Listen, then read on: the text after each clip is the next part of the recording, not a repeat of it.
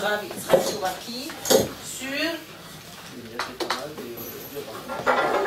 sur l'univers séfarade, et aujourd'hui en particulier la Torah et les études profanes et la culture profane. Ah, la relation entre la Torah et la culture profane. Voilà. Alors, le sujet, en fait, de la Torah et la culture profane s'inscrit dans la suite de ce qu'on a vu la dernière fois, et je ferai rapidement le point nouveau, en tout cas la suite de ce qui a été dit. On a parlé essentiellement du rapport entre une tradition qui était vivante, qui continuait dans le dynamisme de sa transmission à être mouvante, les différentes composantes humaines qui la transmettent de manière orale, à la différence d'une tradition qui n'est faite que sur l'étude, ancrée sur le texte. Une des conditions de cette transmission est liée à un des aspects fondamentaux qui a été, par certains, évoqué pour différencier la tradition séfarade de la tradition ashkénaze, notamment le rabbin Abraham Eshel, dans son livre Les bâtisseurs du temps, qui évoque l'idée suivante: il y aurait une tradition classique et une tradition romantique. Une tradition classique, c'est la séfarade, et la romantique, c'est ce qu'il appelle ashkénaze, qui est très intéressant. Pourquoi? Parce qu'en fait, quand il parle d'ashkénaze, il veut dire chassidique. Et à travers le côté chassidique, c'est tout ce qui est vivant dans la kavana, les grands élans du cœur et de l'esprit. Et de cette façon-là, c'est tout ce qui est appelé avec le romantique. À la différence d'une tradition séfarade, qui pour lui le dit de manière péjorative, il faut le dire de manière très claire, c'est quelque chose qui est classique dans le sens rigide, qui a une démarche, un cursus très très défini, et qui empêche justement l'élan romantique. La première partie des bâtisseurs du temps, pour ceux qui l'ont lu, est largement discutable, pour la raison qu'en fait il construit toute son idée du temps et du chassidisme aux dépens déclaré du monde séfarade. Bon, malgré ce qu'il dit à l'encontre de manière péjorative de séfarade, moi je reprendrai cet élément pour justement, à juste titre, évoquer la tradition séfarade comme classique, et sur deux points. Le premier dont je parlais, c'est la conception d'être dépositaire d'une tradition, et de ne pas justement, dans l'exacerbation de l'individu romantique, développer de nouvelles idées, mais avoir quelque chose qui se suit une certaine tradition. C'est la chose dont j'ai parlé la dernière fois. Mais aujourd'hui, ce dont je voudrais parler, qui est aussi lié à quelque chose de classique, c'est l'harmonisation des différents éléments de cette culture. Une culture classique est une culture qui ne déborde pas un certain cadre, mais qui arrive à assembler, à harmoniser différents éléments. Desquels s'agit-il? Celui d'aujourd'hui, ça va être le côté Torah, religieux, dévoué aux affaires de la Emouna et de la Avodat Hashem, et d'autre part celui qu'on appellerait aujourd'hui sécularisé, de la connaissance générale, de la culture générale, mais qui pourrait se traduire aussi, avant d'arriver à la culture, simplement à un des aspects majeurs du monde séfarade, c'est la Torah et le fait d'avoir une profession, d'avoir un rôle dans le monde de la vie commune, et pas simplement dans l'étude de la Torah. Encore une fois, ce serait une harmonisation des besoins de la vie, des besoins professionnels et de la Torah. Sur ce point-là, qui est le premier par lequel je veux commencer, je rappellerai juste un passage extrêmement important qui a été oublié par beaucoup aujourd'hui, et qui pourtant était fondamental tout au long de la tradition séfarade et de la halacha, parce que c'est une halacha psuka, et qui est lié avec celui des études profanes, puisqu'on a une soubia dans Maseret Menachot, où on étudie le sens du pasuk Ve'agita bo yomam valayla. Akadosh Baruch Hu dit à Yeshua, tu devras étudier la Torah yomam valayla, jour et nuit. D'où le débat du Talmud, comment accomplir cette mitzvah. Et entre autres, dans le débat, quelqu'un dit, alors moi qui ai quand même fini d'étudier toute la Torah, me reste-t-il un moment pour étudier Chochma Yevanit, la culture profane pour à l'époque grecque, et on lui dit, oui, tu peux étudier, tu trouves un jour, puisqu'il est écrit Yomam Valaïla, un moment qui n'est ni Yomam, ni Laïla, puisque tu dois accomplir l'étude de la Torah, et Yomam, et Laïla. Il y a un long passage, mais alors, moi je l'évoque parce que jusqu'à ce jour, ce passage-là est évoqué par beaucoup pour justement dire qu'il ne faut quitter l'étude de la Torah pour aucune autre connaissance, puisqu'il est écrit, voilà, quand quelqu'un a posé la question, il s'appelle Dam Ben Netina, et il dit, quand tu trouveras un moment qui n'est ni homme, ni laïla, ni jour, ni nuit. Le problème est qu'il manifeste déjà une différence fondamentale dans l'étude d'un passage général du Talmud entre le Sefer et l'Ashkenaz, c'est qu'on l'étudie sans savoir quelle est la halacha. Il y a une Sugia, un hamoud peut-être de la Sugia qui parle de ce sujet-là, mais il a aussi une conséquence halachique. Qu'est-ce qu'on déduit de ces conséquences? Or, le passage en question se termine par une phrase qui dit « Et tout ce passage-là est en désaccord avec l'opinion de Rabbi Shmuel bar Nachmani Amar Rabbi Yochanan, l'opinion d'un autre Chacham, qui n'a pas du tout la même vision du problème. Et qui dit, lorsqu'il est écrit « Vagitabo yomam valaila », c'est qu'on a le devoir d'étudier la Torah et dans la journée et dans la nuit. Mais on n'a pas défini combien de temps de la journée, combien de temps de la nuit. À tel point que dans l'extrême de la chose, on nous dit que lorsqu'on fait la tefila, le matin, pour en la rajouter, ou Baletzion, après Mizmor Shel Yom, après les Ketorel à la fin de la tefila, pour pouvoir étudier des passages du Navi, des passages des Ketuvim, des passages de la Torah chez VLP. Donc quand on a fini cette tefila du matin, on a accompli la mitzvah d'étudier la Torah une partie de la journée, encore en l'occurrence dans le jour. Il suffit de faire la même chose le soir, un moment de la journée, un moment de la nuit.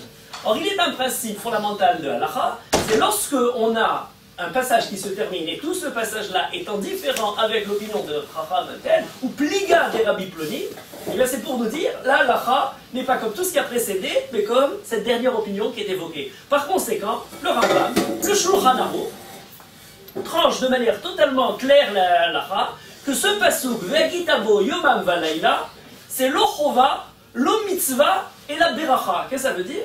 C'est ni même une chova, ni même quelque chose qui est, d'étudier toute la journée, mais c'est simplement beracha dans le sens, le peuple juif et tes descendants continueront à étudier la Torah et ils seront toujours, ce Sefer Torah ne sera pas oublié par eux. Il n'y aura pas d'interruption dans l'étude de la Torah. On ne déduit pas de là le devoir de chacun. C'est d'ailleurs un problème important au niveau pédagogique, didactique, parce que les Chachamim disent, cet halakha-là, il est très mauvais, il ne faut surtout pas l'enseigner à des Ameh Ha'aratzot.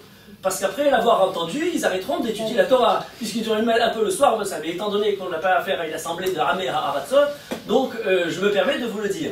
Mais il y a un autre passage qui dit au contraire, alors là ça dépendra pour chacun ce regard, il est bon d'enseigner à des Ameh Ha'aratzot. Pourquoi? Parce que si on leur dit qu'il faut étudier et toute la journée et toute la nuit, par désespoir, ils n'étudieront plus du tout. Donc il faut leur dire qu'on peut accomplir sa mitzvah en étudiant un peu la journée, un peu la nuit, et on a, au moins ça leur donne quelque chose à la portée de tout le monde d'étudier, de consacrer des temps à l'étude. Alors pourquoi ce point est important? Parce que, découlant de cette première position, la question est fondamentale. Est-ce qu'on a un devoir, un idéal, à ce que les personnes qui sont tout juifs doivent étudier toute la Torah et ne pas avoir d'activité professionnelle? Ce qui a été développé et qui aujourd'hui est quelque chose de très de manière fondamentale. D'après les Chachamim Sfaradim, mais je vous ai dit d'après la Lacha, je dis souvent aux gens, mais il y a un siman entier du Shulchan Aruch que vous n'appliquez pas. Puisqu'il est écrit quand on a fini la prière du matin, on va au Beth Midrash, et après il y a les halachot du Shulchan Aruch qui sont derech eret, c'est-à-dire la parnassa. On doit avoir massa ou matan, comment on a sa vie professionnelle avant la prière de Mincha. Alors il faut bien accomplir cette loi du Shulchan Aruch. Mais de manière fondamentale, depuis l'époque des Rishonim, on n'a pas l'idée qu'il faut dire à tout le monde doit étudier et ne pas quitter la Torah. C'est pourtant très intéressant parce qu'on pose la question suivante. Que ne perdons pas de vue l'essentiel. Et tout au long de mon propos, il est essentiel qu'on n'en diminue en rien l'importance et la valeur de la Torah. Mais simplement, par exemple, une question qui est posée par les Rishonim, puisqu'on fait la beracha sur la Torah le matin, Birkat Torah, et qu'ensuite on va vaquer à ses occupations, on devrait faire la beracha à nouveau quand on va réétudier la Torah le soir. Il y a une afsaka, comme une mitzvah où on a fait une afsaka, il faut refaire à nouveau la beracha. Et la réponse qui est donnée, c'est qu'un juif, même quand il va à ses occupations, son esprit continue à travailler, à être occupé de Torah. Donc il ne s'agit pas d'interruption. Il s'agit simplement de différentes activités qui toutes constituent le devoir d'un juif, à la fois dans le côté professionnel et à la fois dans le côté pur juif. Il ne s'agit pas d'une schizophrénie qu'on voit parfois de quelqu'un qui a des affaires religieuses d'une part, et d'autre part sa vie professionnelle. Les deux sont en symbiose profonde, et le maître mot de tout ce que je vais dire, c'est l'harmonie, mais c'est l'unité entre ces différents domaines, qui soit le côté de la Torah, qui soit le côté professionnel. La Torah, les connaissances générales, toutes ces choses-là arrivent à une unité. Maintenant, cet élément-là, peut-être au niveau empirique, retrouvé chez les Chachamim, quasiment toute l'histoire juive. On a chez les Chachamim, alors je donne l'extrême, c'est du Yémen, chez les Chachamim Théman, c'est 99,9% de Chachamim qui travaillent. Il n'existe quasiment pas de principe de Chacham qui est soutenu par quelqu'un pour le payer, pour étudier. On a dans les 90-95% dans les autres keilot séfaradiotes où les chachamim travaillent ont une profession. Et tous les chachamim qu'on connaît, qui soient les plus, les chachamim à Kabbalah, dans le côté le plus profond de la Torah, le Rahaim à Kadosh, et un chacham qui est en même temps de Sorev, qui avait l'orfèvrerie et qui s'occupait de ce genre de métier, des tas d'histoires à propos de justement de sa vie professionnelle de ce point de vue-là.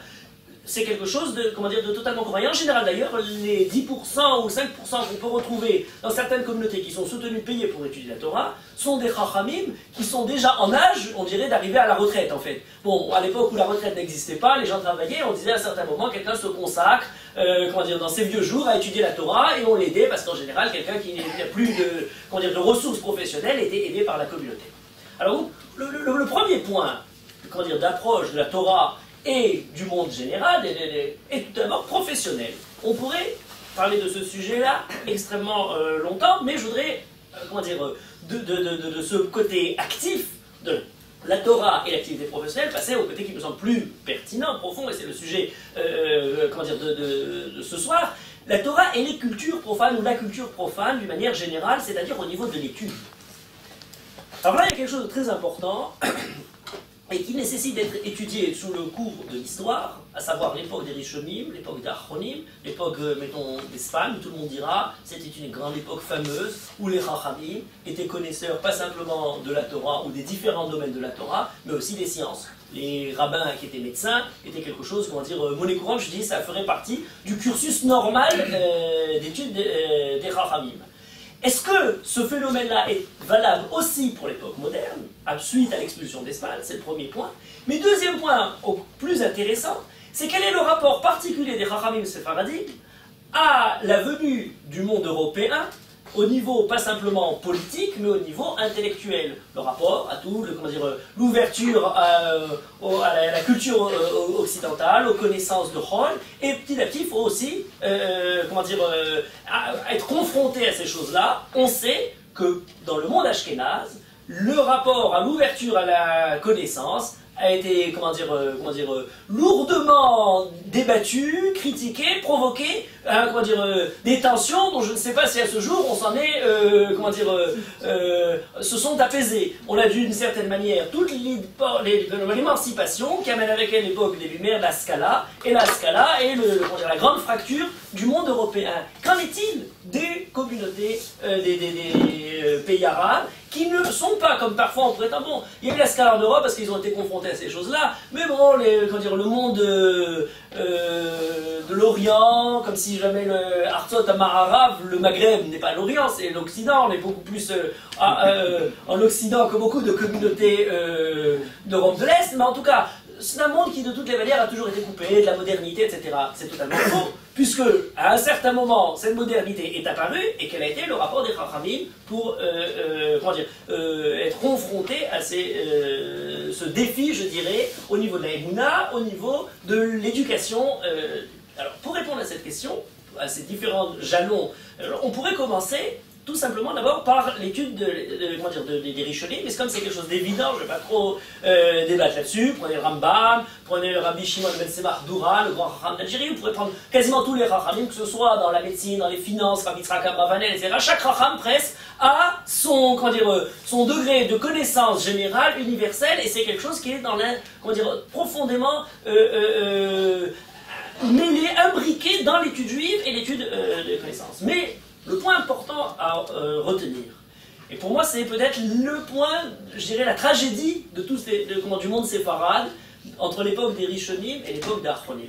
et qu'on cite sur un point une remarque extrêmement intéressante, peut-être un accident fabuleux de l'histoire. Il est le suivant. À l'époque des Rishonim, c'est-à-dire avant, je prends comme jalon, c'est pas bien défini quand est-ce que se termine cette époque, mais disons avant l'expulsion 1492 d'Espagne.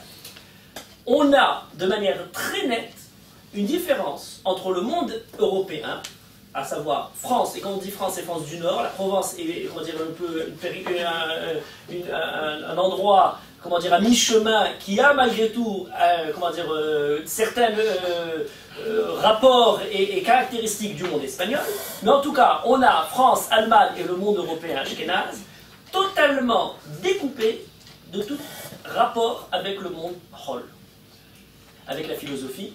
On n'a quasiment pas d'œuvres de Chachamim qui ont écrit dans le domaine de la philosophie en Europe du Nord, je dirais en tout cas du Nord, pour nous c'est de France du Nord. On n'a quasiment pas de Chachamim qui ont évoqués comme étant des grands médecins, des grands scientifiques, etc. dans l'époque des Rishonim, à l'époque de Baalei Tosafot, etc. On a quelque chose d'intéressant à remarquer. C'est pas l'époque actuelle, puisqu'on a l'époque de Rashi qui est quand même vigneron, qui s'occupe de vin. Donc il y a quand même le côté professionnel. C'est que plus tard, que petit à petit, ça va on ne va voir que l'étude de la Torah. Mais on n'a pas, même avec Rashi, des œuvres qui sont écrites dans de philosophie, au même titre qu'on a les grands classiques. On parle d'époque d'avant l'expulsion d'Espagne. Je précise bien, c'est pour ça que je dis Spinoza va être un exemple très intéressant, je vais en parler dans un instant. En tout cas, avant les grandes œuvres de la philosophie juive sont toutes de monde séfarade. Séfarade ou de terre musulmane, à savoir Rav Sadia Gaon, le précurseur, ça c'est Babel, Bagdad, Chovot al-Vavot, Rabbeinu Behaye, Rambam, bien sûr, pour Nevuchim, Sefer HaKuzari, Sefer HaElkari, on pourrait dresser toute une liste, sont tous du monde séfarade. Et pour cause, c'est pas simplement dans le monde juif qu'on a une relation avec le monde, les connaissances générales dans le monde séfarade par rapport au monde ashkénaze, c'est que même dans le monde intellectuel universel, le monde européen est en retard par rapport au monde intellectuel de l'islam, sans aucune hésitation scientifique et autre. Lorsqu'on a Rav Sadia Gaon à Bagdad, mais bien entendu, la science aussi se trouve à Bagdad à cette époque-là. Le monde européen est en manque, a besoin de l'intermédiaire du monde arabe et juif au passage, pour les traductions, pour arriver à la connaissance classique du monde grec, de la philosophie, etc. Donc on a de manière très très prononcée cette différence entre le monde les séfarades et le monde ashkénaze. Pourquoi j'appelle une tragédie? C'est qu'après l'expulsion d'Espagne, les lieux d'arrivée ou la suite de l'histoire juive se trouvent en déphasage total. Les pays où arrivent les populations qui ont tout pour connaître, pour appréhender, pour intégrer dans leur Torah le monde Hol, des œuvres magistrales, un mode de vie qui le permet, arrivent dans un monde, alors c'est soit l'Empire ottoman, soit l'Afrique du Nord pour les Juifs d'Espagne, je vais arriver dans un instant à Amsterdam, qui est déjà dans son époque de déclin au niveau intellectuel. Et n'en parlons pas des siècles qui vont suivre, il n'y a quasiment pas de répondants intellectuels. C'est-à-dire qu'on a un bagage énorme, on a la manière de traiter le monde intellectuel, les connaissances générales, mais on n'a personne avec qui débattre. Inversement, le monde européen, qui commence l'époque moderne, dans les sciences, dans les grandes découvertes, dans la philosophie, etc., la Renaissance, c'est ce qui va suivre, interpelle des Chachamim qui n'ont pas le bagage pour traiter ce genre de problème. Alors on a quelques Chachamim qui sont extraordinaires, qui ont, comme ça, prenons Rabbi Moshe Isserlis, le Maharal de Prague, bien entendu, etc. Mais on n'a pas, de manière majoritaire, une tradition d'appréhender ce genre de problème. Et c'est pas pour rien qu'arrivé à l'époque de la Scala, on redécouvre tout d'un coup, par l'intermédiaire des Lumières, le Nevuchim, la philosophie, et puis ça devient quelque chose qui est problématique. Parce que alors ceux qui l'ont redécouvert dans un contexte de sécularisation, par rapport aux Chachamim, etc., qui n'ont pas ce problème-là. Tout le débat vient du fait qu'avec l'expulsion d'Espagne, c'est les Chachamim, et donc j'en arrive aux séfarades qui sont arrivés en Europe, notamment Amsterdam, et alors là tout est parfait. La tradition qu'ils avaient d'Espagne continue à pouvoir être développée dans le pays, particulièrement la Hollande, Amsterdam, c'est les libertés intellectuelles, et on a de grands Chachamim, dont Spinoza n'est qu'une, quelqu'un, de la périphérie à l'extérieur complètement du peuple juif qui a été complètement mis à l'écart. Mais on a des grands Chachamim qui sont là-bas. Prenons l'exemple majeur, Ménaché Ben Israël, qui est au niveau intellectuel, au niveau politique, au niveau savant, les lois au niveau du droit, le droit se fait à Amsterdam, beaucoup de règles du droit international sont déduites. Alors il y a Grotius, on en parle, etc. Mais quelles étaient les inspirations de tous ces gens-là? Des inspirations bibliques ou talmudiques. Et on a le recours. Le droit de la mer, qui se développe à cette époque-là, grande découverte, les bateaux, etc. Et étudié aux yeux même des juristes, suivant ce que dit le droit naturel ou non, qui pourrait être perçu comme étant lié à ce que dit le Tanakh ou le Talmud. Il y a une sougette de Maseret Gittin sur les goulots dans la mer qui a découlé, donné tout le débat entre Selden et Grotius en Angleterre et la Hollande sur le problème. En tout cas, pour revenir sur voilà le premier point important. Entre le début en Espagne et la suite dans les pays de l'islam, et le monde européen qui, quand il se réveille au niveau intellectuel, a des Chachamim qui doivent improviser une relation. Alors certains, c'est fabuleux, et d'autres, c'est totalement absent. Deuxième élément. Est-ce que, dans la deuxième période qui va suivre, à savoir lorsque les Chachamim de l'Afrique du Nord ou de l'Empire ottoman vont être confrontés cette fois-ci avec la culture générale, mais pas parce que, de l'intérieur, parce que le monde, arabe, ottoman, mutur, etc., ne se relève pas. Aujourd'hui, on est en train de revivre, disons, les suites politiques de ce drame intérieur propre au monde arabe.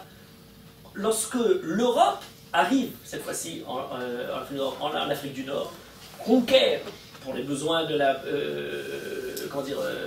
colonisation, les pays de l'Est, et alors la question se pose, comment les Chachamim, cette fois-ci, adhèrent. Alors là, il y a deux points. Un, dans ce qui précède la venue des Européens, et un ensuite, qui est pour nous peut-être le plus intéressant, c'est la confrontation avec l'Europe. Alors le premier point est le suivant. Est-ce que, pendant cette période-là, entre l'expulsion d'Espagne et le moment où on retrouve la culture générale, qui interpelle le monde juif, 19e siècle et 20e siècle, est-ce que pendant cette période-là, avant l'époque moderne, on dirait pour les populations de séfarades, on a malgré tout dans les textes des Chachamim, de manière, souterraine, pas franche, mais disons des éléments qui nous permettent de dire qu'ils ont gardé l'esprit fondamental de la façon d'approcher le rôle. Est-ce que, lorsqu'on creuse les différents textes des Chachamim, on se dit, bah oui, mais oui, même si jamais le débat, on n'a plus le Rambam maintenant qui s'exprime, mais on a malgré tout, dans certains textes, dans certaines élaborations des Chachamim, l'esprit profond qui n'a pas changé de celui qui était en Espagne. J'aime souvent dire, c'est très étonnant quand même. On a eu l'explosion des îles d'Espagne, une élite intellectuelle, culturelle à tout niveau, et tout d'un coup, ces gens-là, ayant quitté leur terre de départ d'Espagne, sont devenus tous des gens sans aucune...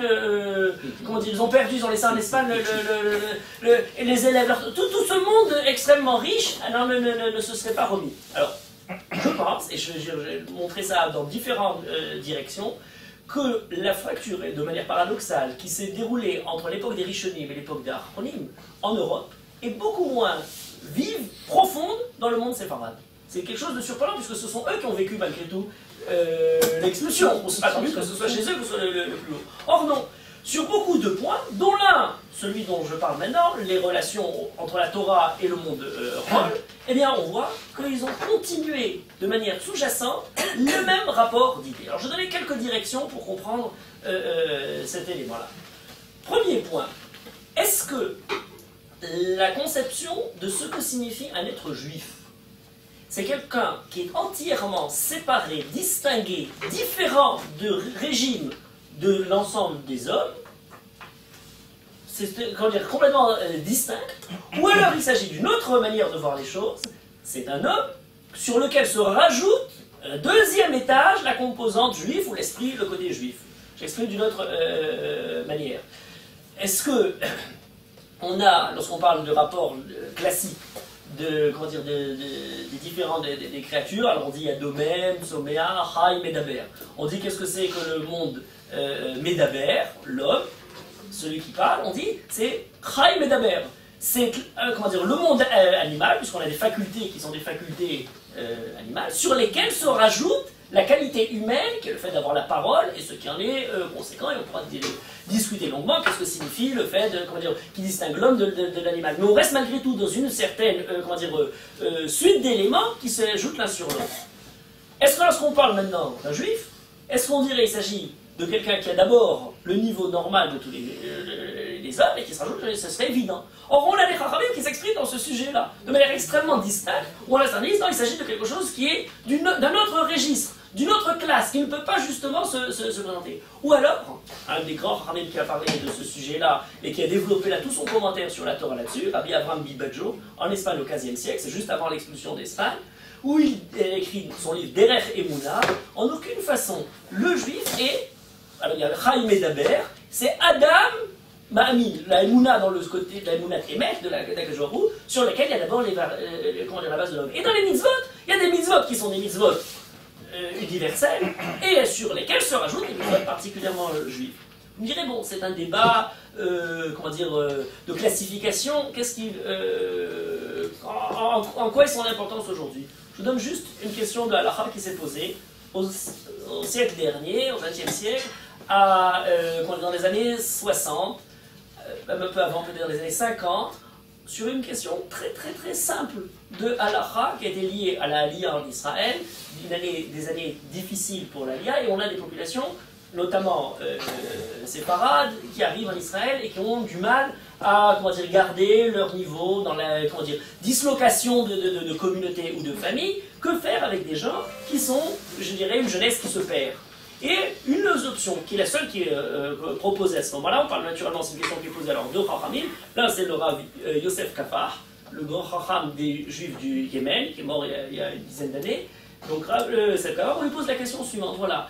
Il y a la seule option pour des jeunes qui sont ce qu'on appelle à la barzéline, qui traînent, qui vont vers la délinquance et la criminalité, c'est de les placer dans des kibbutzim, qui sont des kibbutzim, aucune autre option, il n'y a pas le problème qu'on peut dire que les religieux, complètement où l'enjeu, c'est qu'ils deviendront des gens qui auront une certaine éducation, mais au niveau juif, on n'a aucune garantie pour être très de ce qu'il y a à dire. Première question qui est posée.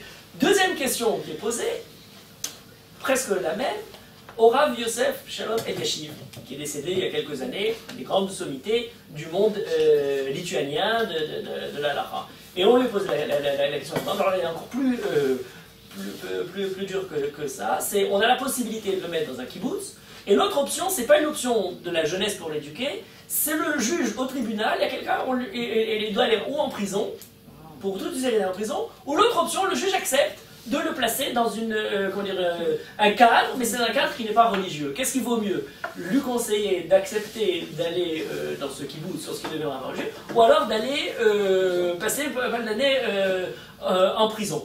On se dirait, bon, en prison, quelle est la garantie tellement, pour le moins, je veux dire, on ne va pas rentrer dans les détails de ces questions-là. Non, l'argument, c'est que la prison, malgré tout, c'est un endroit dans lequel c'est sous l'État, et donc, non, c'est pas ça, c'est de l'État, et donc on est sûr qu'au moins, la nourriture qui est fournie est une nourriture cachère.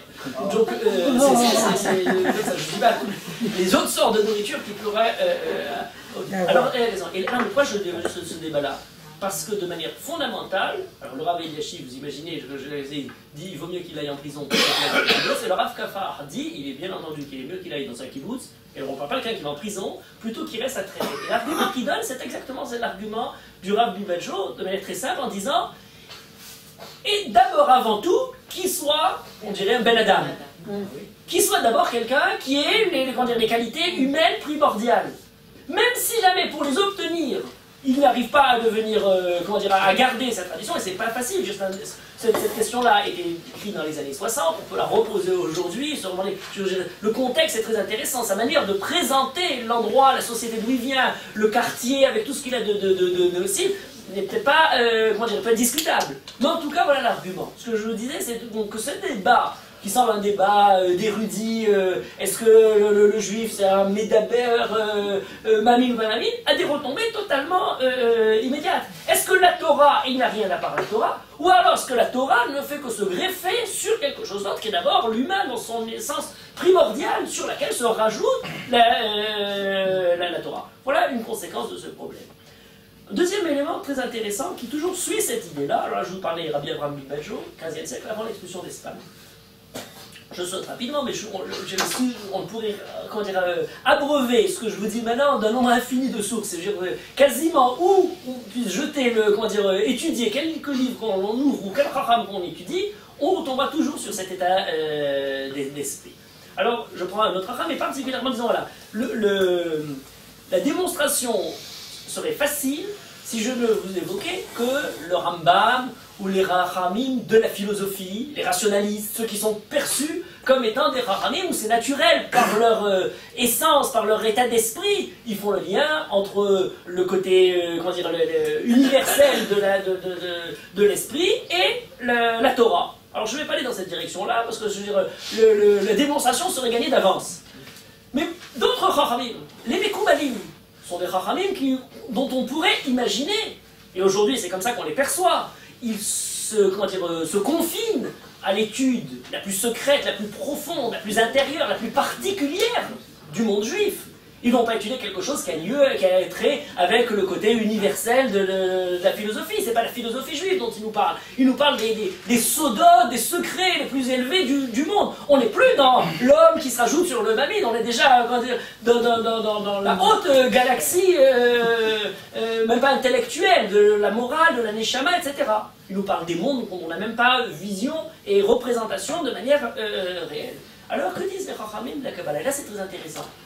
Je donne un exemple. Or HaChaim. Or HaChaim pose une question très intéressante dans le parashat Yitro. Comment se fait-il que Akadosh Baruch Hu donne à Bnei Israël la mitzvah le peuple juif apprend la façon de gérer les tribunaux par Yitro qui n'est pas juif? Cette question-là, quelle réponse vous donnez à cette question-là? Je vous dis où vous vous placez dans la question universelle. Alors la réponse du Or HaChaim est très intéressante. Il dit, c'est très simple. C'est pour apprendre un enseignement de base, c'est que s'il met quelque chose d'aussi important que le système juridique est déduit des nations, de quelqu'un qui n'a pas la Torah, de là que le peuple juif apprenne cet enseignement, que la Chokhma ne se trouve pas qu'à l'intérieur du peuple juif, et il peut l'apprendre de l'extérieur. Il développe cette idée-là, là on mais là où c'est l'original, parce que là on dit, bon alors très bien, on a affaire à un Chacham universel, qui se fond dans l'universalisme, qui remet un peu en question le côté particulier, ce qu'on appelle les Segoulat Israël, le particularisme, dans le débat, particularisme, universalisme, voilà le Chacham qui est passé du côté universaliste. Mais il continue son commentaire, après avoir fait quelques lignes sur ce sujet-là, il rajoute encore quelques lignes. D'où la raison pour laquelle Akadosh Baruch Hu a choisi le peuple juif pour lui donner la Torah n'est pas liée à sa Chokhma, puisque la Chokhma se trouve de manière universelle. C'est donc uniquement pour la Ségoula du Ham Israël et pour la Ahava et la Hiba d'Akadosh Baruch Hu pour le Ham Israël, l'amour qu'il a pour le Ham Israël, qu'il l'a choisi, et donc il ne donne que plus de force à la distinction, à la particularité du Ham Israël. C'est quelque chose de particulier, ce passage-là. Dire il y a de la Chokhma chez les nations, et de cette manière-là, diminuer le côté particulier du Ham Israël, on le trouve facilement. Aujourd'hui, on retrouverait ça chez toute une série d'universitaires, même religieux, qui essaient de connaître, et de cette manière-là, diminuer. On a la tendance aujourd'hui facilement à reléguer ou à distinguer. On a d'un côté ceux qui veulent étudier la Torah, purement la Torah, et de cette manière-là, se renfermer dans le côté purement juif. Et on a de l'autre côté ceux qui sont plus éclairés, ceux qui sont ouverts vers le monde, sur la connaissance universelle, la connaissance générale. C'est à peu près comme ça qu'on a. En général, les kabbalistes se trouvent du côté de ceux qui étudient purement la Torah. Ceux qui vont étudier le Rambam, ceux qui aiment retrouver le Moreh Nevuchim, la philosophie, etc. On va se retrouver plutôt de l'autre côté. C'est comme ça qu'on nous présente Or, pourquoi les Chachamim, ces paradigmes sont intéressants? C'est que justement, ils remettent en question cette dichotomie qui nous est présentée. Voilà un Chacham qui nous dit: la Torah vient nous enseigner l'ouverture absolue sur la Chokhmah universelle, et c'est le premier message de Yitro. Mais cette ouverture de la Torah vers la universelle, vers la connaissance générale, ne fait que renforcer encore plus l'aspect particulier du Ham Israël. Là, on ne sait plus sur quel pied danser. Parce que ceux qui acceptaient la première partie vont être récessifs à la seconde, et ceux qui facilement adopteraient la deuxième ont plus de réserve quant à la première. Voilà le côté particulier du judaïsme séfarade, et si vous voulez la pertinence de ce message aujourd'hui, elle se trouve de cette façon-là. Il n'est pas besoin, je dirais non seulement il n'est pas besoin, mais on pourrait dire aux yeux de la Torah, c'est une nécessité, il n'est pas besoin de remettre en question le côté particulier pour atteindre l'universel. C'est peut-être en passant justement par une compréhension absolument profonde de ce côté particulier du Ham Israël, du côté particulier de la Torah, que la Torah s'ouvre sur l'universel. Et c'est parce que la Torah est ouverte sur l'universel qu'elle ne fait que renforcer encore plus le côté particulier. C'est peut-être de n'avoir pas connu cet élément fondamental qu'on s'est perdu dans ceux qui se sont fait les champions de l'universel en oubliant totalement leur identité juive, ou ceux qui ont voulu se cramponner dans l'identité juive en oubliant que cette demande les menait aussi vers la culture profane. Je donne un autre jalon dans cet élément. Le commentaire du rabbi Raphaël Berdugo de Meknes. Là, on est passé, un siècle, le Orach Chaim meurt 1696-1743.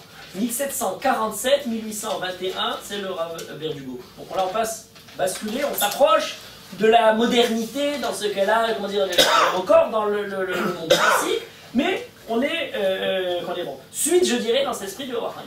Une des grandes, les plus grands Chachamim de son temps, il me semblerait peut-être, de toutes des derniers siècles pour le judaïsme marocain, peut-être l'un des plus grands Chachamim, ce Rabbi Raphaël Berdugo, qui a laissé sa marque avec une dévotion telle qu'on l'appelait même Malach Raphaël ou Harav Raphaël Berdugo, comme étant son nom. Il écrit une œuvre très intéressante, très très vaste, notamment 3 commentaires sur la Torah. Un qui est plus traduction en arabe pour permettre d'étudier, d'enseigner la Torah aux Talmidim au Talmud Torah, ça s'appelle Leshon Limudim.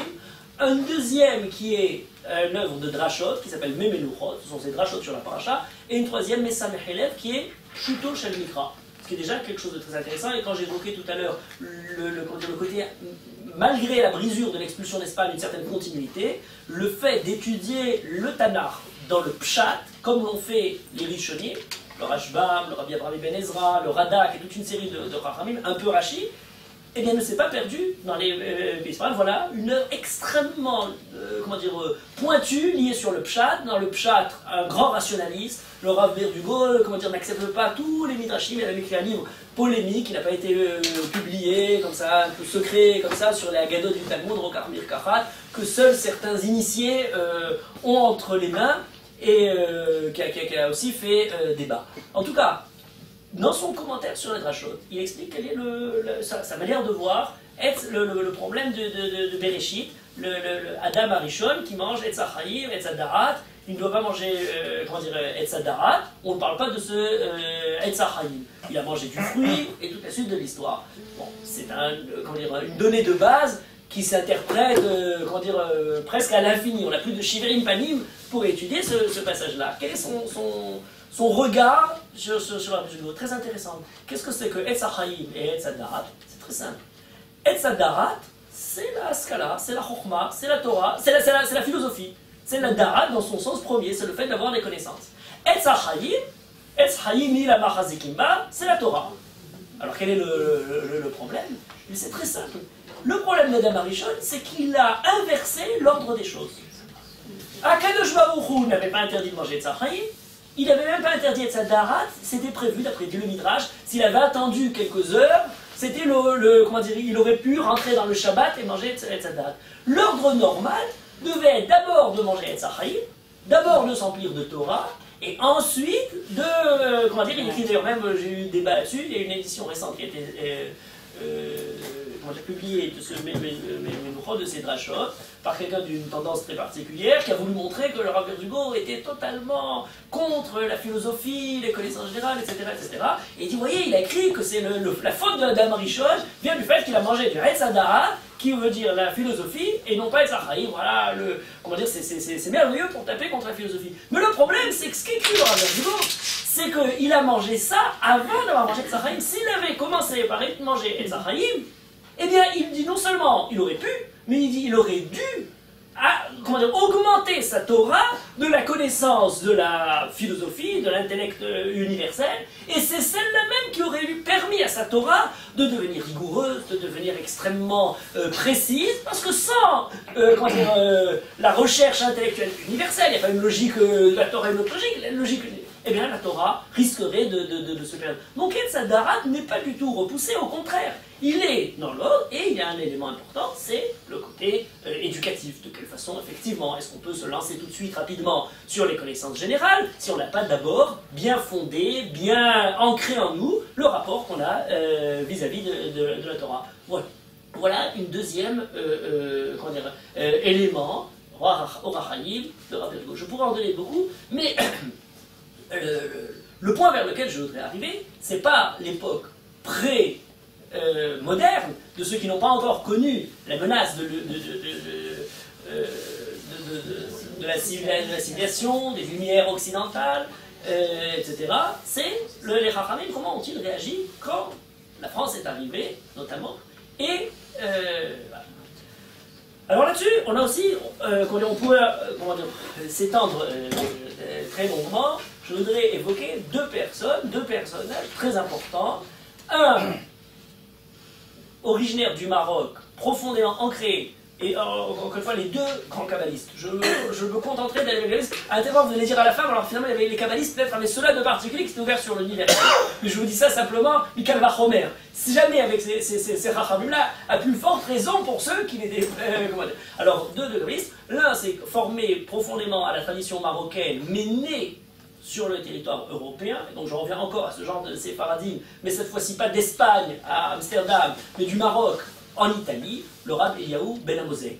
Et le second, que j'évoquerai ensuite, beaucoup plus connu, et beaucoup plus, je dirais, méconnu, d'une certaine manière, c'est le Ben Ishraï, Bagdad. Voilà, deux territoires très vastes, deux traditions qui ne se sont pas rencontrées directement, et qu'on continue. Alors, peut-être je commencerai par le Ben Ishraï, comme ça, même si elle est au niveau des années, il y a quelques un peu plus jeune, d'une dizaine d'années par rapport au Rav Ben Amozeg, et il est mort aussi une dizaine d'années après la mort du Rav Ben Amozeg. Mais en tout cas, pourquoi j'en parle? Parce que il est lié, ou en tout cas il a développé ses idées en rapport avec quelque chose de fondamental, comment dire, qui a laissé sa marque de manière majeure dans toutes les communautés du bassin méditerranéen et d'Orient, c'est l'Alliance.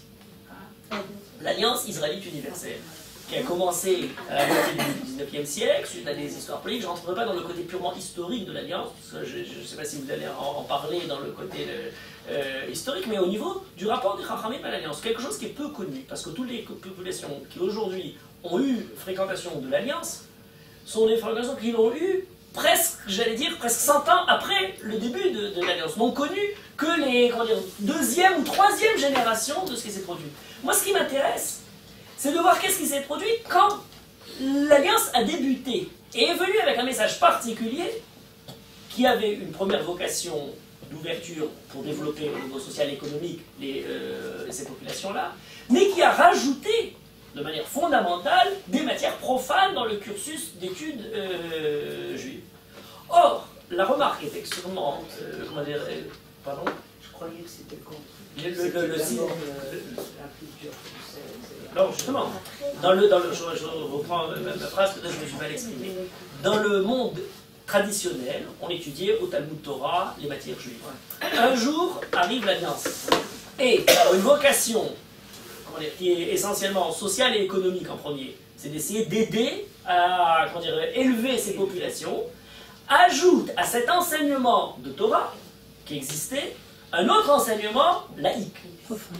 Et la question, pardon? Ils ont gardé les deux. Non seulement ils ont gardé les deux, laissez-moi dire ce que je dis. Vous allez, c'est ça, ce que vous connaissez, c'est la suite. Je vous parle de la première génération. C'est quelque chose de très intéressant parce que on peut faire l'étude sur près de 60 rachamim qui sont tous les sommités dans leur pays, dans tous les endroits où l'Alliance est arrivée. Donc il ne s'agit pas d'originaux, de merci comme ça. La réaction quasi unanime de tous les rachamim, et c'est pour ça qu'elle est intéressante parce qu'elle me dit qu'est-ce qu'on pense avant les retombées, avant le débat dans ça s'est mal fait, voilà les personnes qui l'ont fait, voilà ce que ça a donné, il faut rentrer en dispute avec ces gens-là.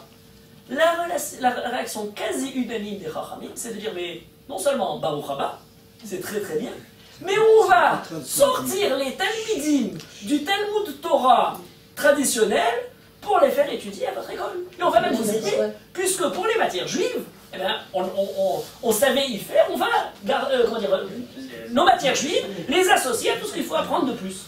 C'est quelque chose d'assez étonnant, parce qu'on ne connaît pas cet élément-là, on connaît la suite.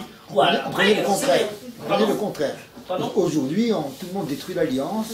Oui, c'est pour ça que j'évoque cet élément-là qui est peu connu. Maintenant, je ne rentre pas dans le débat si c'est justifié ou c'est pas justifié ce qui s'est produit ensuite dans l'alliance. Chacun a une expérience personnelle, des connaissances personnelles, c'est pas ça du tout mon sujet. Ce que je veux dire, c'est la chose suivante. C'est que, à la réaction des Chachamim, je dirais, a priori, sans qu'on ait les personnes qui sont derrière, sans se dire oui mais finalement on se rend compte qu'il y a derrière ça un processus d'assimilation, un processus qui veut nous faire perdre notre culture. Ça c'est ensuite. Est-ce qu'a priori il y avait quelque chose de négatif à approcher les connaissances générales? La réponse est flagrante, non. Non seulement il n'y avait pas quelque chose de négatif, mais c'était même quelque chose d'accepté, de souhaité. Alors, pour des Français, je vous dis, il y a plus de 60 Chachamim qui sont parmi les premiers. Mais un des Chachamim, sur lequel on ne va pas discuter, je vous dis, très connu, mais pourtant méconnu, le Ben Ishraï. Le Ben Ishraï, Rabbi Yosef Chaim Bagdad. Au début du XXe siècle, il est mort en 1909, c'est en 1904. L'Alliance a déjà commencé dans les années 50, 60 du 19e siècle. Ça fait déjà 40 ans qu'elle est à Bagdad. On ne peut même plus parler de la première génération. C'est déjà presque la deuxième génération de ceux qui on commence déjà à avoir un regard un peu critique, parce qu'on se rend compte que c'est pas naïf, derrière tous ces efforts, il y a aussi un effort. Or, le Ben Ishraï a une dracha, qu'il fait cette dracha pour l'inauguration de l'école de l'Alliance à Bagdad en 1904. Bet Midrash Nouriel, et on a le long de là, où il fait l'apologie du fait d'avoir les études juives et les études Hol, en mettant chaque chose, bien sûr, à sa place. Il prend un passouk, il y a Ohel et Mishkan, en disant le Ohel, c'est ce qui est Araï, et le côté Hol doit toujours être dans le domaine Araï, par rapport à la Torah qui doit être renforcée. Il explique exactement comment ça doit être fait.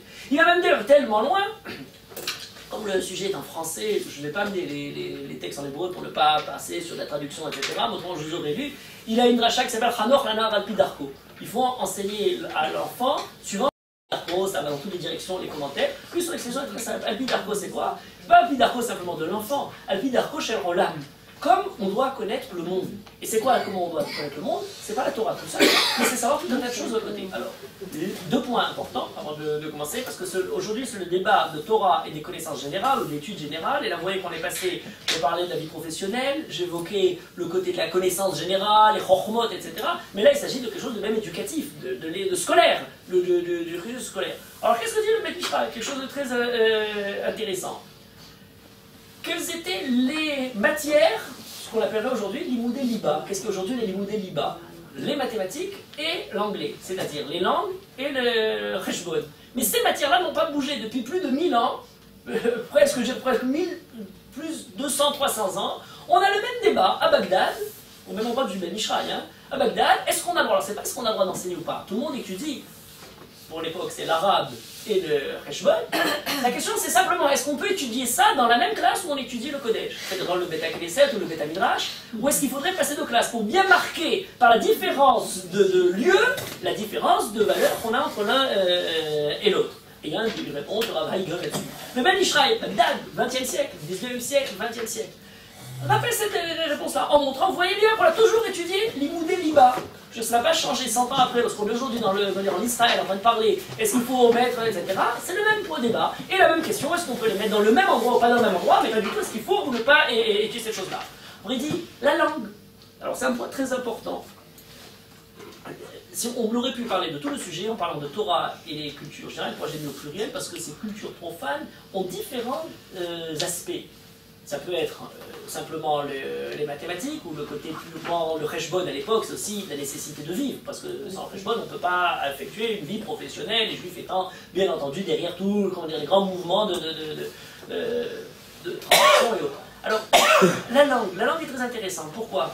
Le débat sur la Torah et les cultures profanes s'est cristallisé au début du XXe siècle sur un sujet important, c'est d'apprendre une langue profane à l'ensemble de la population. Et à Yerushalayim, ici, il y a ce qu'on appelait Milchemet Asafot.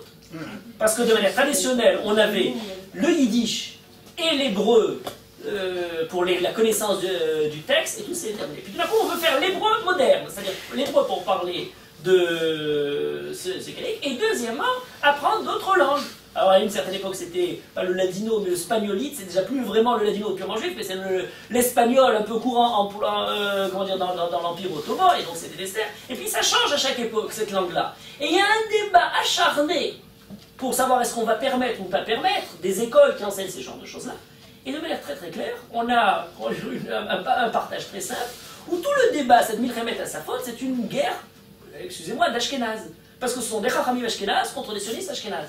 Mais les Chachamim séfarades, non seulement ne sont pas dans la guerre avec les Safotes, mais sont parmi les plus grands fervents du fait d'avoir dans le système scolaire des langues. Et d'ailleurs, c'est rien de nouveau. Et pour rappeler cet élément-là de manière plus ancienne encore, on pose souvent la question qui a inventé la yeshiva tichonite?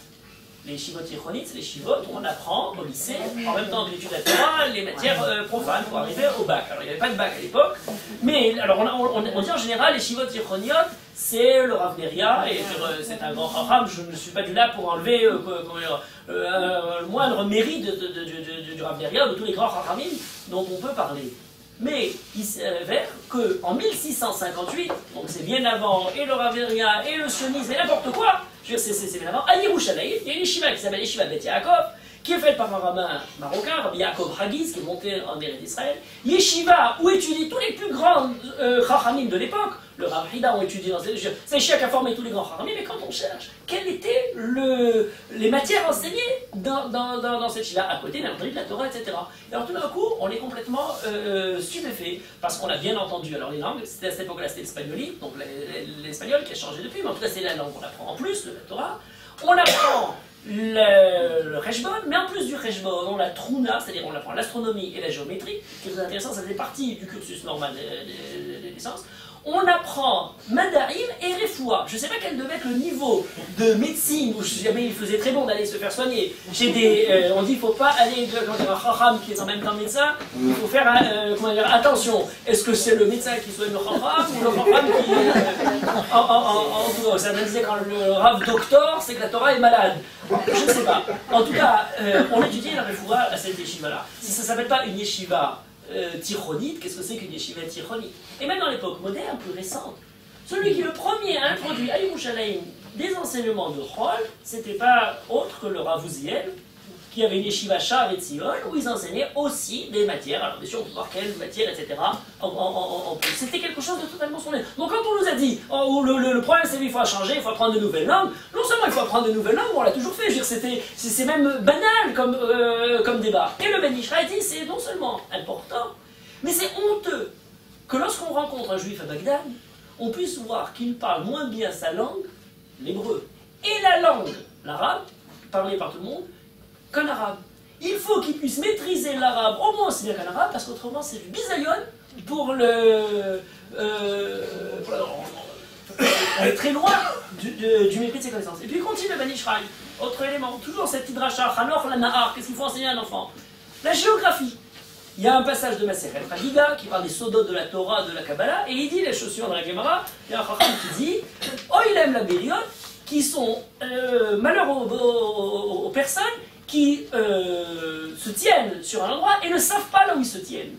Ne savent pas l'endroit où ils se tiennent. En général, on l'explique pour dire on ne sait pas les profondeurs du monde, les secrets de la création. C'est le sens du pshat de la Gemara. On parle du Souga, on parle de toutes les choses les plus étonnantes qui sont décrites par la Gemara dans le côté caché du monde que nous rencontrons. Le Ben Ishraï dit, non, c'est très simple. Les gens qui se tiennent à quelque part et qui ne connaissent pas là où ils se trouvent, c'est très simple. Ils sont par exemple à Bagdad et ils ne savent pas l'Inde à quel endroit elle se trouve, l'Iran à quel endroit se trouve, la Perse, etc. Ils ne connaissent pas la géographie. Mais comment un juif ne peut pas connaître les différents pays? Des choses extrêmement élémentaires. Il dit, c'est notre monde. Si jamais on n'arrive pas, après avoir eu l'enseignement, d'avoir au moins les connaissances de la géographie. Je ne veux pas vous passer toutes les matières d'enseignement, juste pour vous donner quelques points, quelques repères. Voilà, le Ben Ishraï, grand Mekoubal, aujourd'hui cité par tout le monde, etc. Mais ce genre de drachot-là est moins connu. On n'a pas, dans le débat sur, par exemple, l'imoud et liba, est-ce qu'il faut rentrer ou on ne peut pas rentrer comme ça, on n'est plus des talmidim du Ben Ishraï sur ce point-là. Je rappellerai, pour être très honnête, qu'à son époque, en 1904, où il écrit cette dracha, 1909, le décès du Ben Ishraï, il y a un autre Racham à Bagdad, Shimon Agassi, un peu plus jeune que le Ben Ishraï, qui a une position à Bagdad, déjà, il est revenu de l'Alliance, il est déjà en train de le percevoir, il a une image très juste dans le fond, il dit mais c'est très bien de soutenir toutes ces choses-là, mais est-ce qu'on ne tomberait pas, alors il a une image très intéressante, il dit il y a un aiglon avec ses chevaux, c'est-à-dire un cocher qui a sa charrue. Oui, non, sa calèche avec des chevaux, et il dit en fait, l'Européen, c'est le cocher, et nous on est les chevaux de l'Européen pour le tirer là où il veut, et est-ce que finalement, à travers tout ce qui nous amène comme bienfait, est-ce que finalement, ils ne sont pas en train de nous diriger vers des directions qui nous éloignent de ce qu'on était? Et c'est très juste, comme ça. Je ne suis pas du tout pour éliminer le débat sur l'Alliance, juste j'évoque la réaction, essentielle, fondamentale, avant de parler de son application de ces rachamim. Je passe au deuxième racham, parce qu'il est le plus, encore beaucoup plus riche dans sa réaction, Rabbi Eliyahu ben Amozeg, Alifoun. Alors là, c'est toute une histoire, on peut en parler très très longuement. Le Rav ben Amozeg, Alifoun, et 1823-1900, c'est date, né à Livourne, même si sa famille est d'Afrique du Nord, et il répète tout le temps dans son œuvre, je suis moi Mina Mahara Vapenimi, je suis du Maroc profond. C'est-à-dire, non seulement il ne renie pas, mais il perçoit toute son œuvre comme étant la suite d'une tradition purement. Il y a un Européen qui passe là-bas, Abraham Berliner, un historien de la Scala du 19e siècle, qui voit un peu tous les rachamim, il dit oui, le problème de ce rabbin, il a beaucoup de pertinence dans ce qu'il écrit, mais malheureusement les relents marocains sont un peu trop forts chez ce rabbin, et c'est ce qui fait que, comme ça, et effectivement peut-être il n'a pas été, il n'a pas pu être entendu justement par ce que je vais vous présenter, c'est le paradoxe fondamental de toute son œuvre. Il est essentiellement, à longueur de ligne, un kabbaliste. Quoi qu'il écrive, la Kabbalah, la Kabbalah, la Kabbalah. De toute façon. De façon, continue. Encore une fois, je vous prends les rachamim qui ne semblent pas être les universitaires et les esprits bien pensants de l'ancien. Mais, quelque chose de particulier, il écrit une œuvre. Alors là, il y a une petite histoire derrière. Il écrit une œuvre, il fait partie du panthéon de tous les rabbins qui ont été excommuniés, ou en tout cas pas excommuniés, mais dont on a brûlé leur œuvre. Il écrit un pirouge sur la Torah, qui d'ailleurs depuis son époque en 1962-63 n'a pas été réimprimé une deuxième fois parce que la première impression a suffi. Il a été brûlé par les rabbins d'Orient, d'Alep, en particulier à Aram Sova, pour le point qui nous intéresse ce soir, à savoir, c'est peut-être d'entre tous les commentaires de la Torah qui ont été faits, celui qui est allé le plus loin pour mêler, brasser aux études classiques, aux commentaires classiques de la Torah, des sources les plus étrangères qui puissent être. Quand je vous dis étrangères, vous pouvez chercher au plus large. Des citations de ce qu'on appelle Avon Gilion, des évangiles, du Coran, c'est pour le côté religieux, pour le côté païen de la mythologie grecque, de la mythologie égyptienne. C'est un Chacham qui était follement intéressé par les découvertes de, j'appelle ça l'égyptologie. À l'époque, alors on connaît moins maintenant parce qu'on a moins eu, comment dire, on a suffisamment de grands musées qui ont ramené des antiquités égyptiennes, mais à l'époque, à Turin, c'était un des grands musées d'égyptologie. Il n'a pas bougé pour aller voir le musée, mais il connaissait quasiment par cœur les 2 volumes assez charlus du catalogue du musée. Mais les catalogues de l'époque, c'était pas des catalogues, c'était des, comment dire, des œuvres comme ça, où il décrivait chaque détail. Et ici, dans son commentaire, tel où on a retrouvé un sarcophage comme ça, une momie, ceci, etc., de l'Égypte, qui essaie à comprendre les parachutes, notamment celles dont on est en train de lire en ce moment. Mais ça ne s'arrête pas là. À un certain âge, il découvre Spinoza. Alors on retombe sur, comment dire, les renégats qui... très très intéressés par Spinoza. Bien entendu, quand je dis très intéressé, c'est pas pour tomber dans les, comment dire, les idées de Spinoza, mais au contraire pour refuser de voir dans Spinoza quelqu'un qui a, comment dire, qui s'est complètement détaché de la Kabbalah.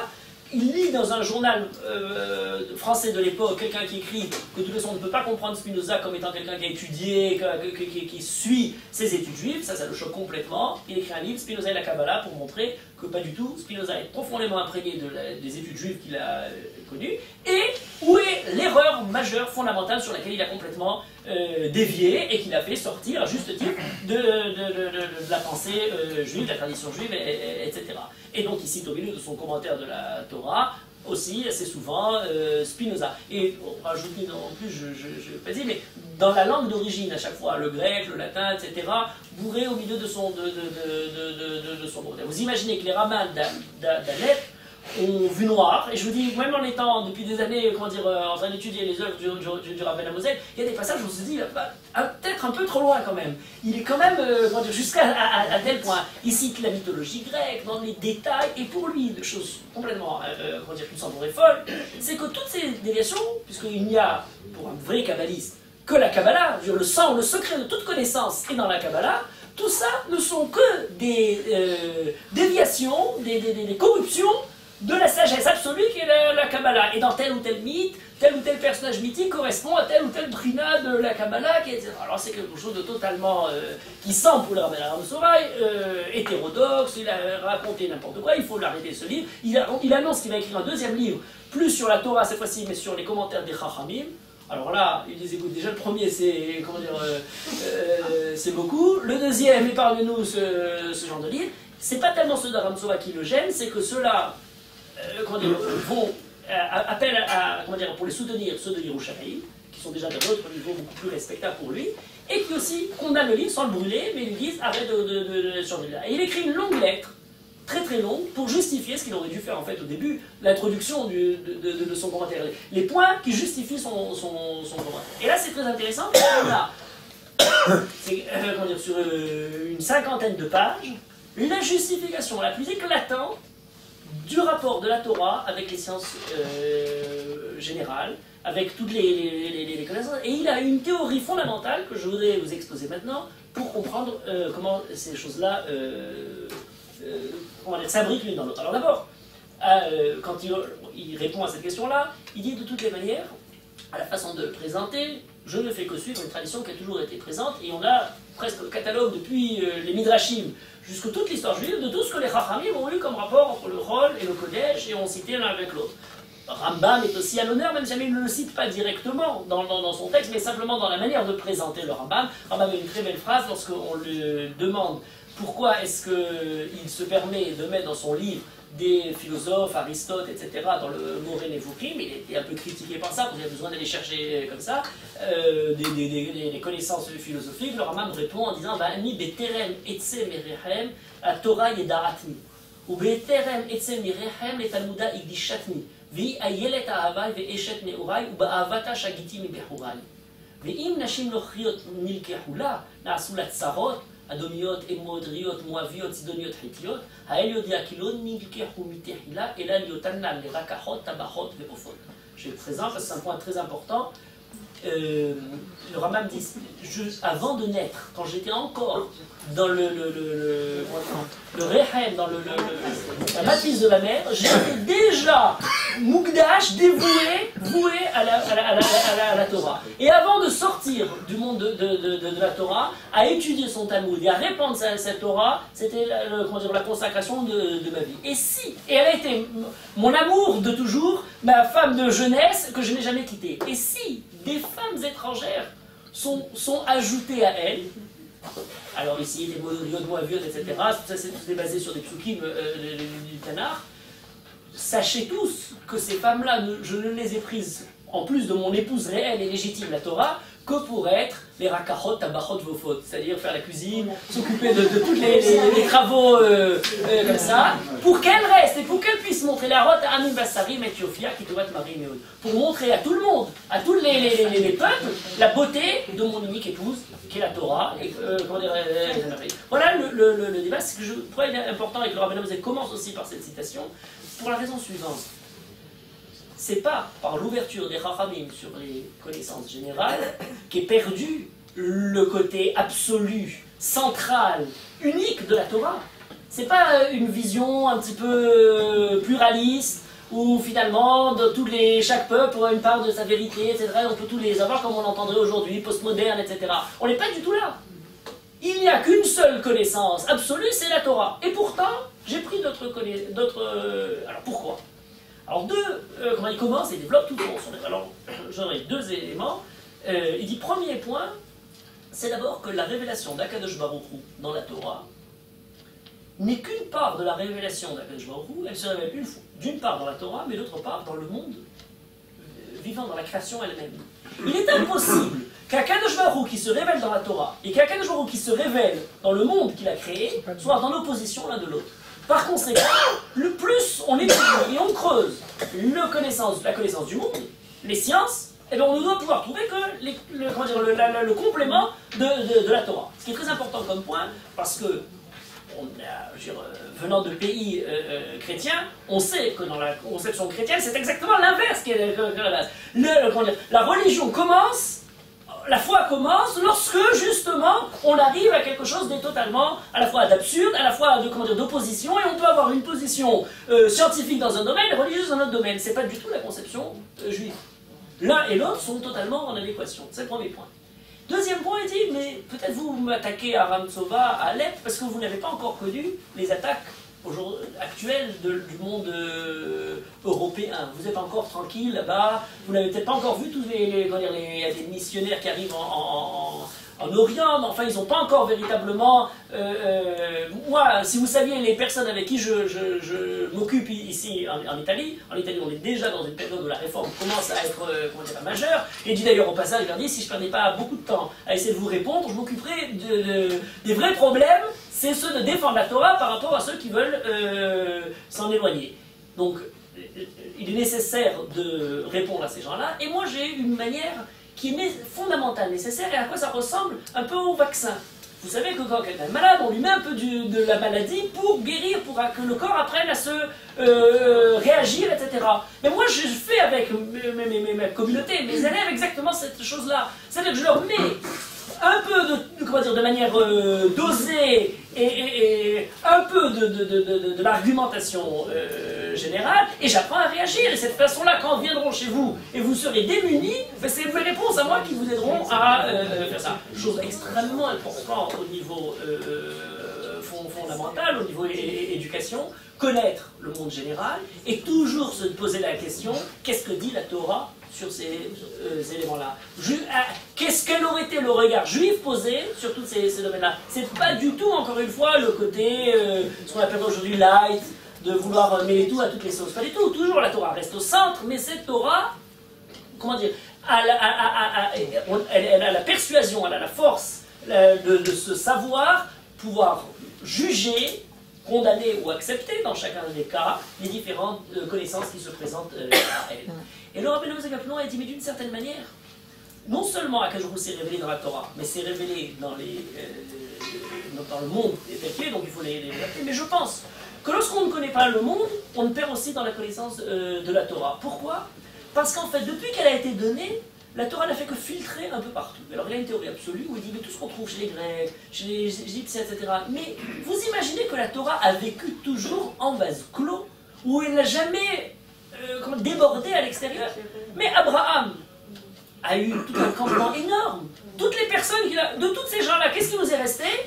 Yitzhak et la descendance d'Abraham. Bon, mais à part lui, tous les autres, qu'est-ce qu'ils ont fait? Ils n'ont jamais rien entendu d'Abraham, des années à fréquenter Abraham, à écouter les cours d'Abraham, à écouter l'enseignement d'Abraham. Un jour, il leur a dit, partez tous. Il a renvoyé les fils des Pilakshim, etc., les concubines, il les a tous envoyés. Mais ceux-là n'ont rien gardé.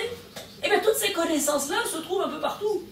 Et lorsque Yosef est resté en Égypte, à part ce dont on nous parle directement dans le texte, il n'a pas influencé l'Égypte de tout son monde juif. Et tout au long de l'histoire juive, il n'y a pas eu ce côté débordant de la Torah, de l'intérieur à l'extérieur. Pourquoi c'est très important? Parce qu'aujourd'hui, la manière de réfléchir des gens, c'est que si vous voyez quelque chose chez les juifs et chez les goïms, nécessairement, c'est les juifs qui ont appris ça des goïms. On est, dans tous les domaines, les juifs, on est réputé malgré tout pour avoir un certain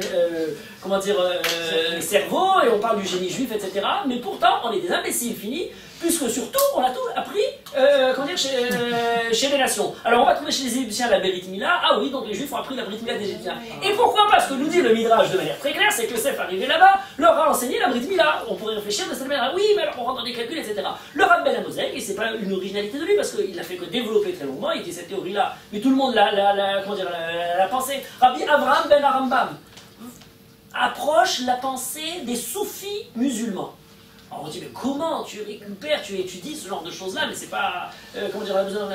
Non, vous inquiétez pas, les soufis musulmans n'ont sont fait que garder les traditions des prophètes d'Israël que nous avons perdues dans la galoute, et donc je ne fais que récupérer ce qui était profondément. Alors peu importe le côté historique de la chose, c'est pas ça l'enjeu de débat. De la même manière que pour les différentes positions du Rav Ben Amozeg, entre la Kabbalah et les mythes grecs et les mythes égyptiens, c'est pas tellement si jamais il a raison sur cette explication, Ce qui est intéressant, c'est la conception générale. C'est que dans sa conception, lorsqu'on arrive à quelque chose qui est des paroles de Chokhmah, ces paroles de Chokhmah nécessairement doivent être en rapport, en relation avec quelque chose de Torah. Et ça, c'est quelque chose d'essentiel. Ça, c'est le point fondamental d'une tradition qui n'a jamais perçu le monde de la Torah séparé de celui-là. Alors pour donner encore quelques exemples, je reviens en arrière. Un paradoxe très intéressant. En Espagne, les Chachamim, prenons Rabbi Yehuda Halevi ou d'autres, écrivent en hébreu et en arabe. Aux yeux de l'arabe, peut-être je commencerai par le côté, la réponse. Aux yeux du monde islamique, l'une des preuves de la divinité du Coran, c'est le côté parfait de la langue du Coran. Le Coran se prouve par le fait même qu'à leurs yeux, c'est quelque chose qui est à un niveau inégalé, qui ne pouvait pas être écrit, et pourquoi c'était pas, presque un analphabète, mais en tout cas, qui ne pouvait être écrit autrement que par la main divine. Donc c'est une langue parfaite, absolue, on parle dans un monde de culture islamique, et donc, c'est merveilleux. Or, ce qui est très étonnant, c'est que nos Chachamim écrivent leurs traités de théologie, de Kuzari ou autre, en arabe, effectivement. Cette langue très précise. Or, leurs livres de littérature, de poésie, sont écrits en hébreu. Or, on s'attendrait à l'inverse. Si jamais la langue parfaite, la plus belle, c'est l'arabe, bah, utilise l'arabe pour écrire la perfection de la langue poétique. Et puis pour les affaires religieuses, purement religieuses, utilise l'hébreu. On a moins besoin de ça. Or, ils font exactement l'inverse. Et ça, c'est quelque chose qui est très intéressant. Parce que quelle est leur démarche? Et c'est une démarche qu'on retrouve tout au long des siècles.